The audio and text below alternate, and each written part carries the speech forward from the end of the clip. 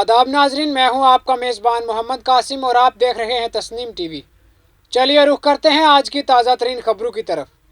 Jaipur municipal corporation greater की team ने बकाया urban development tax UD tax जमा न कराने पर आज एक माल और स्किल डेवलपमेंट ट्रेनिंग इंस्टीट्यूट की इमारत को सील कर दिया है। माल ऑपरेटर के जिम्मे 81 लाख रुपए और ट्रेनिंग इंस्टीट्यूट के जिम्मे 24 लाख रुपए का टैक्स वाजिबाल अदा था, जिसे आज सुबह सील करने की कार्रवाई की गई है। Jaipur municipal corporation greater Jagatpura zone commissioner Mamta Nagar ने बताया, इन इमारतों के मालिकान और इंतजामिया दोनों नोटिस देकर बकाया टैक्स जमा कराने के लिए पिछले एक माह से मुसलसल कह रहे थे, लेकिन 2-3 बार नोटिस देने के बाद भी टैक्स जमा न होने पर आज सुबह दोनों इमारतों की इंतजामी इमारतों को सील कर दिया गया है। उन्होंने बताया कि अगर दोनों इमारतों का टैक्स बर वक्त जमा न कराया गया तो बैंकों को खत लिखकर इनके अकाउंट सील करने की कार्रवाई की जाएगी। बीजेपी के रियासती सदर सतीश पूनिया ने कहा है कि कांग्रेस हुकूमत और रियासत के एमएलएज के दरमियान जबरदस्त अदम इत्मीनान है। मौजूदा हुकूमत पूरे 5 साल नहीं चलेगी। इस दावे पर पूनिया ने कहा कि हुकूमत में धुआं है तो आग भी लगेगी, आज नहीं तो कल भी होगी।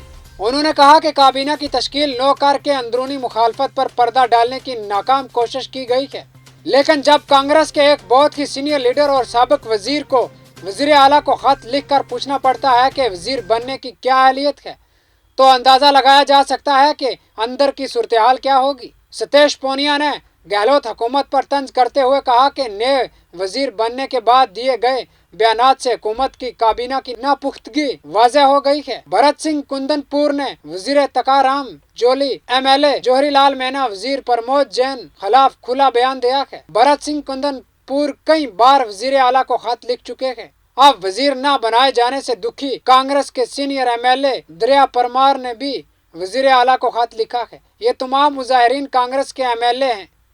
पूनिया ने वजीर आला के मशीरों की तकरीरी पर भी सवाल उठाते हुए कहा कि कांग्रेस तजादात की जमात है। उन्होंने कहा कि कांग्रेस पार्टी के एमएलए और दीगर लोगों ने सवाल उठाया है कि जिन लोगों को कांग्रेस ने असम्बली के टिकट के काबिल नहीं समझा, इन्हें वजीर आला का मशीर बनाया गया है। ऐसे मशीर भी हैं जो मुख्तलिफ कामों में महारत रखते हैं। अब वो वजीर आला को क्या मशवरा देंगे? ये मुजाहिका खेज, तशवीशनाक और बदकिस्मती से अफसोसनाक है। पूनिया ने यह बात साबिक स्पीकर और मौजूदा एमएलए दीपेंद्र सिंह शेखावत का नाम लिए बगैर कही। जयपुर के बड़े ज्वेलर ग्रुप की कंपनियों पर इनकम टैक्स की कार्रवाई तीसरे दिन भी जारी रखी। इनकम टैक्स टीम को एक मारूफ बिजनेसमैन और गुरु टावर के मालिक निर्मल बर्दिया के अहते से 16 मिलियन नकदी मिली है। बड़ी तादाद में जायदाद की खरीदारी के दस्तावेजात भी मिले हैं। कई लॉकर्स होने का भी इंकशाफ हो रहा है। लॉकर्स की तफ्तीश जारी है। बर्दिया की 2 पेन ड्राइव्स में बेनामी लेन देन की तफसीलात मौजूद होने का शोबा है। इसकी तस्दीक की जा रही है। महकमा इनकम टैक्स ने 2 दिन पहले ज्वेलर ग्रुप और इनके साथियों के 56 मुकामात पर बैक वक्त छापे मारे थे। जयपुर के 46 मुकामात पर कार्रवाई जारी है। इनकम टैक्स टीमें दिल्ली, मुंबई और टोंक में 10 मुकामात पर छानबीन कर रही है। 400 से ज्यादा मुलाजमीन की टीम है। छापे में 100 से ज्यादा पुलिस एहलकार भी शामिल हैं।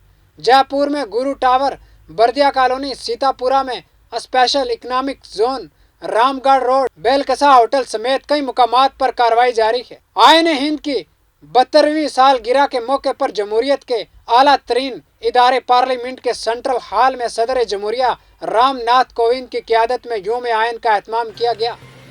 सदर रामनाथ कोविंद के पार्लियामेंट हाउस में पहुंचने पर नायब सदर एमएलए वेंकैया नायडू, वजीर आजम नरेंद्र मोदी, लोकसभा स्पीकर ओम बिरला, राज्यसभा के डिप्टी चेयरमैन हरिवंश, पार्लिमानी अमूर के वजीर प्रहलाद जोशी, मरकजी वज़रा और दीगर मोअज़्ज़ीन ने इनका इस्तकबाल किया।